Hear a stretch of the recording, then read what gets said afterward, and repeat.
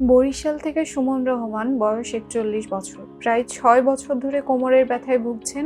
এই সময়ের মধ্যে ঢাকার বিভিন্ন হাসপাতাল, বিশেষজ্ঞ ডাক্তার, একাধিকবার এমআরআই করেছেন, অনেক ধরনের ওষুধ খেয়েছেন এবং কয়েক দফা ফিজিওথেরাপিও নিয়েছেন। চিকিৎসা নিলে কিছুদিন ব্যথা কমে, কিন্তু আবার আগের মতো ফিরে আসে। এখন ব্যথা কোমর থেকে ডান পায়ে নেমে যায়। বেশিক্ষণ দাঁড়িয়ে বা বসে থাকতে পারে না। চাকরির কাজ ঠিকমতো করতে পারছেন না। এতদিন ধরে চিকিৎসা নেওয়ার পরও যখন স্থায়ীভাবে ভালো হচ্ছেন না, তখন ওনার মতো রোগীদের ক্ষেত্রে পরবর্তী চিকিৎসার পরিকল্পনা কিভাবে করা উচিত? ধন্যবাদ। আমরা কিন্তু সবসময় বলি বিদেশে যাওয়ার আগে এক বিএসপি হসপিটালে আসুন।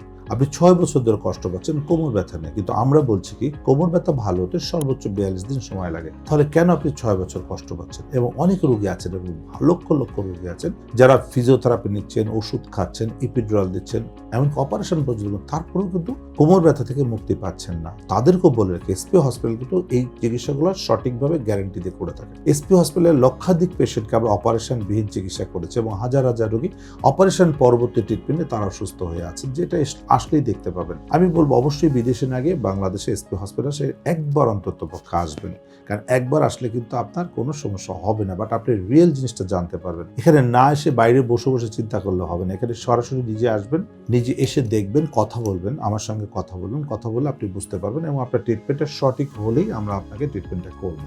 সো আপনার যেটা ৬ বছর ধরে কষ্ট হচ্ছে, আপনার ডিসপলাপস আছে, পাশাপাশি মাসেল উইকনেস আছে। সো আপনি থেরাপি দেন, থেরাপি এবং মেডিসিন একই রকম কাজ করে। আপনি চেম্বারে গিয়ে থেরাপি দিচ্ছেন, কোনো সেন্টারে গিয়ে থেরাপি দিলে আপনাকে আল্ট্রাসাউন্ড দিচ্ছে, শেক দিচ্ছে, একটু আরাম লাগে, বাসায় আসলে আবার যাতাই। ঠিক এইভাবে রোগীরা বছরের পর বছর ফিজিওথেরাপি দিচ্ছেন। অ্যাকচুয়ালি ফিজিওথেরাপি এতদিন দেওয়ার কোনো প্রয়োজন নাই। ফিজিওথেরাপি কোমর ব্যথা রোগীদের জন্য কতদিন দেওয়া প্রয়োজন? সর্বোচ্চ ৩ থেকে ৪ সপ্তাহ, এর বেশি কোনো প্রয়োজন নাই। যদি এর বেশি কেউ থেরাপি দিচ্ছে, বুঝবেন সঠিক চিকিৎসা হচ্ছে না, খামোখা ট্রিটমেন্ট করে টাকা নষ্ট করবেন না। এসপি হসপিটালে আমরা একটা নির্দিষ্ট টাইম পর্যন্ত থেরাপি দিই, এরপরে কিন্তু আর কখনোই থেরাপি দেওয়ার প্রয়োজন হয় না, কারণ স্বাভাবিক জীবনযাপনের মধ্যে আমরা সারাদিন থেরাপি করে থাকি। সো আমি আপনাকে সাজেস্ট করবো অবশ্যই এসপি হসপিটালে এসে একটা এমআরআই করে দেখে আমরা ফিজিওথেরাপি দেবো। আপনাকে ইনশাল্লাহ আমরা গ্যারান্টি দিচ্ছি যে আপনি সুস্থ হয়ে স্বাভাবিক জীবনযাপন করতে পারবেন।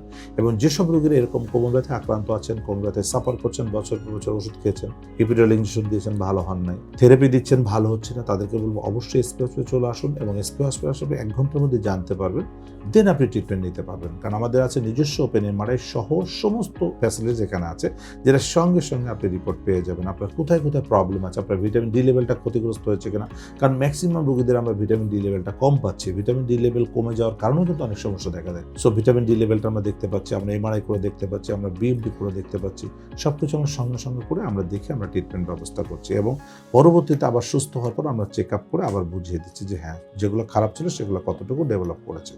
তো আশা করবো অবশ্যই এসপি হসপিটালে এসে আমাকে একবার দেখাবেন। ধন্যবাদ আপনাকে।